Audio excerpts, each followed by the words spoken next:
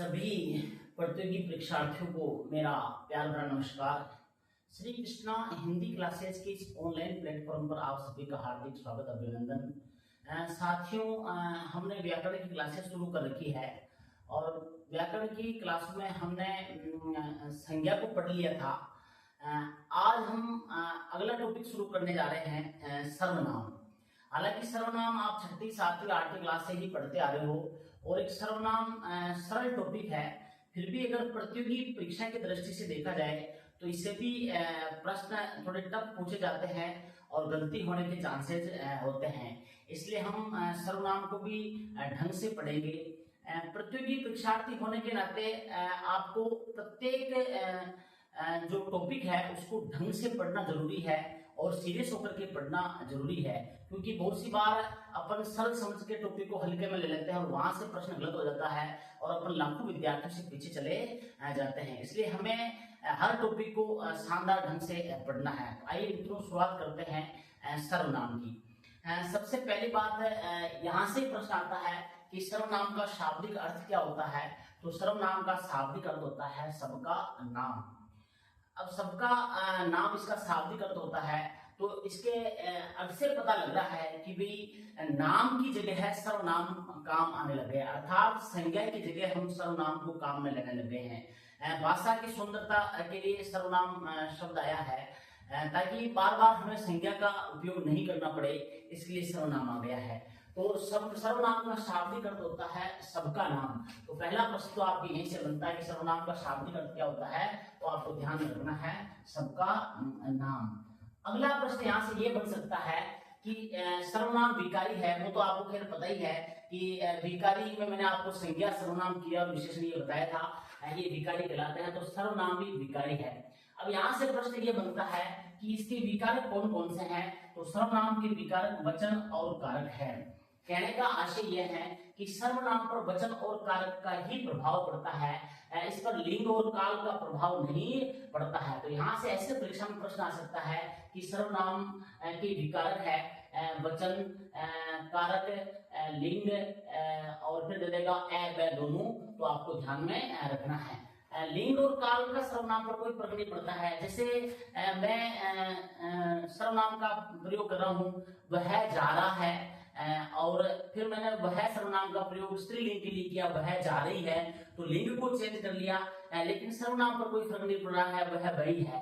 न इस पर काल का कोई फर्क पड़ता है। जैसे वह जाता था, वह जा रही थी, वह जा रही है, वह गया, तो वह पर कोई फर्क नहीं पड़ा। तो इसके जो विकारक तत्व है वो दो है, वचन और कारक। तो एक प्रश्न यहाँ से बनता है, इसका भी आपको ध्यान में रखना है। सर्वनाम पर वचन और कारक का ही प्रभाव पड़ता है, लिंग का नहीं। कहते इसके विकारक मैंने आपको बताया, इसके विकारक क्या हो गए, वचन और कारक।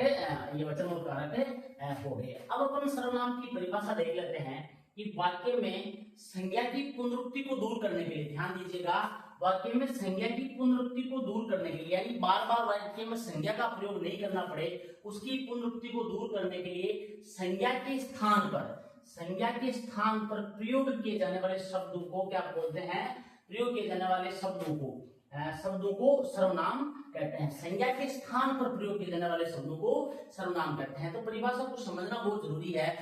हम तीसरी चौथी क्लास से पढ़ते आ रहे हैं संज्ञा के स्थान पर प्रयुक्त होने वाले शब्द को सर्वनाम कहते हैं, लेकिन इसको समझना भी जरूरी है कि ये संज्ञा के स्थान पर ही प्रयुक्त होते हैं। जैसे यहाँ पर मैंने एक वाक्य लिखा है, यह पुस्तक वही है जो कल खो गई थी। अगर इस वाक्य में मैं आपको बताऊं तो यहाँ पर सर्वनाम वही और जो है, यहाँ पर यह एक सर्वनाम नहीं है, क्योंकि यह संज्ञा के स्थान पर प्रयुक्त नहीं हो रहा है। यहाँ पर पुस्तक एक संज्ञा है, पुस्तक को चिन्हित कर रहा है वही और जो, तो संज्ञा के स्थान पर वही और जो प्रयुक्त हो रहा है, अतः यहाँ पर सर्वनाम क्या होगा, वही और जो। ये एक सार्वनामिक विशेषण है। चलो अपन विशेषण पढ़ेंगे तो इसको डिटेल से पढ़ेंगे, लेकिन आपको ये ध्यान रखना जरूरी है कि सर्वनाम उसे ही कहेंगे जो संज्ञा के स्थान पर प्रयुक्त होता है। तो परिभाषा आपको समझ में आ गई होगी कि संज्ञा के स्थान पर प्रयुक्त होने वाले शब्दों को क्या बोलते हैं, सर्वनाम बोलते हैं। और सर्वनाम की खोज इसलिए हुई ताकि संज्ञा की पुनरुक्ति को रोका जा सके और भाषा की सुंदरता को बनाया जा सके। अब एक प्रश्न यहाँ से ऐसे बनता है कि हिंदी में मूल सर्वनामों की संख्या कितनी है, तो आपको वो ध्यान में रखनी है। हिंदी में मूल सर्वनामों की संख्या 11 है। संख्या की बात कर रहा हूं मैं, हिंदी में टोटल अगर मूल सर्वनाम की बात करें तो वो 11 है। वो कौन कौन से सर्वनाम है? मैं, तू, आप, यह, वह, जो, सो, कोई, कुछ, कौन, क्या, ये हिंदी में मूल 11 सर्वनाम है। तो परीक्षा में यहाँ से भी आपकी प्रश्न आ सकता है कि हिंदी में मूल सर्वनामों की संख्या कितनी है। ऑप्शन दे सकता है 6, 5, 11, 10। तो आपको ध्यान रखना है कि अगर ऐसे पूछ ले तो हिंदी में मूल सर्वनामों की संख्या कितनी है, तो 11 है। अब इन 11 सर्वनामों को वाक्य में प्रयोग के आधार पर 6 भागों में बांटा गया है। इन 11 सर्वनामों को वाक्य में प्रयोग के आधार पर कितने भागों में बांटा गया है? 6 भागों में बांटा गया है। तो वाक्य में प्रयोग के आधार पर इनकी कितने भेद है? 6 भेद है। ये भी आपको ध्यान में रखना है। वो 6 भेद कौन कौन से हैं? पहला हो गया पुरुषवाचक सर्वनाम, दूसरा निश्चयवाचक सर्वनाम, तीसरा अनिश्चयवाचक सर्वनाम, चौथा प्रश्नवाचक सर्वनाम और पांचवा संबंधवाचक सर्वनाम और छठा है निजवाचक सर्वनाम। ये सर्वनामों के 6 भेद है। आप इसको उतार लीजिएगा, फिर अपन एक एक सर्वनाम को डिटेल से पढ़ते हैं।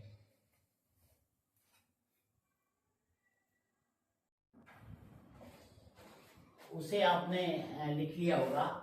अब हम एक एक सर्वनाम को थोड़ा विस्तार से पढ़ते हैं। मैंने आपको बताया कि वाक्य में प्रयोग के आधार पर इन सर्वनामों के 6 भेद है। पहला जो भेद मैंने आपको लिखाया वो पुरुषवाचक सर्वनाम, दूसरा मैंने आपको निश्चयवाचक सर्वनाम, तीसरा अनिश्चयवाचक, फिर प्रश्नवाचक, संबंधवाचक और निजवाचक। ये 6 भेद सर्वनामों के होते हैं। पहला जो भेद है वो पुरुषवाचक सर्वनाम।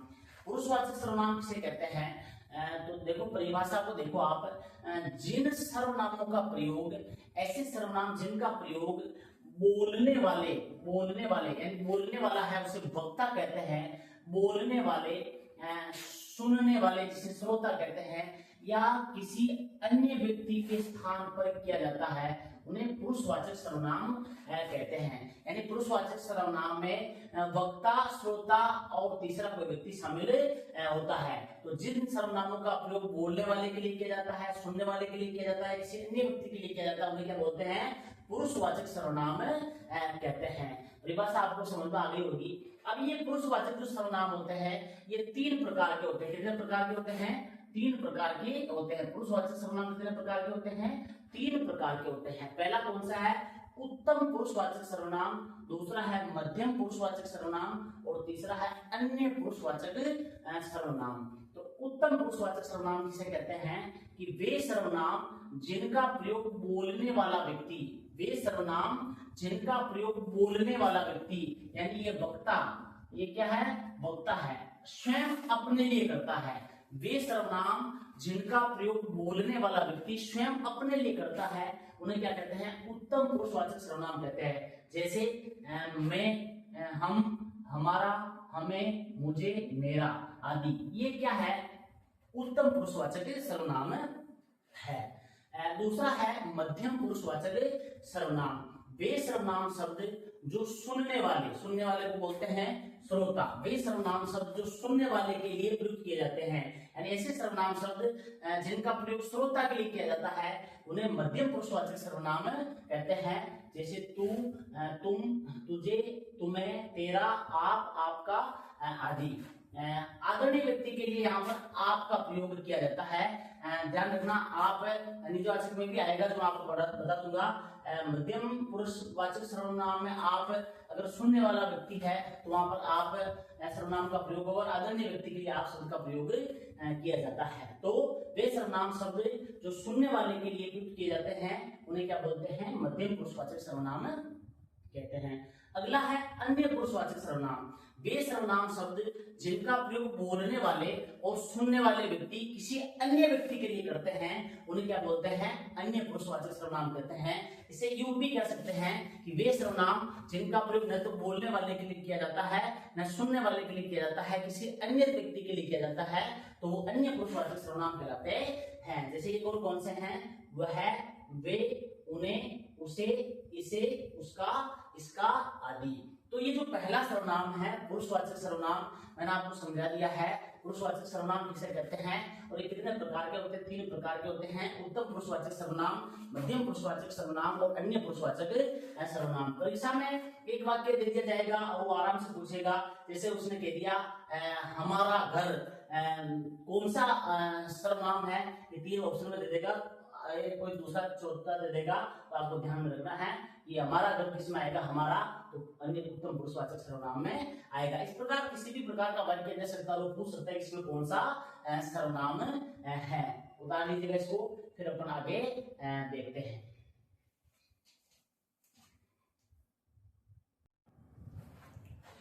पुरुषवाचक सर्वनाम के बाद दूसरा सर्वनाम है निश्चयवाचक सर्वनाम।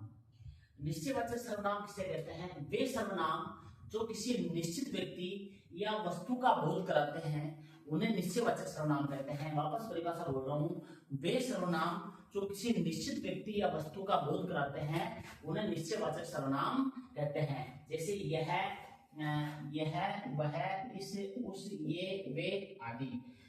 ये सर्वनाम हमने यह, वे वगैरह पुरुषवाचक सर्वनाम में भी पढ़े थे। तो ये उस वाक्य पर निर्भर करता है कि वहां पुरुषवाचक सर्वनाम है या निश्चयवाचक सर्वनाम है। इसलिए मैंने यहाँ विशेष करके लिखा है कि वाक्य में प्रयुक्त यह तथा वह का संदर्भ देखकर निर्णय करना चाहिए कि वाक्य में प्रयुक्त यह तथा वह किस सर्वनाम के उदाहरण है। जैसे मैंने यहाँ पर 2 वाक्य लिखे हैं, आजकल यह कुछ खाता पीता नहीं है, आजकल वह मेरी तो सुनता ही नहीं है।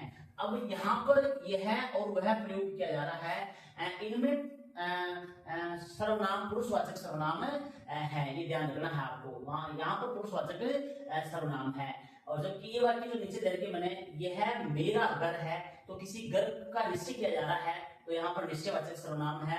वह बिलाई की चुहा है, यह मेरा पेन है, वह हमारा खेत है। तो इन वाक्यों में किसी निश्चित व्यक्ति वस्तु की तरफ इशारा किया जा रहा है, तो ये सर्वनाम क्या कहलाएंगे? निश्चयवाचक सर्वनाम कहलाएंगे। तो ये वाक्य को देख करके भी पता लगाना होता है कि निश्चयवाचक सर्वनाम है या वहां पर पुरुषवाचक सर्वनाम है, ये आपको ध्यान में रखना है।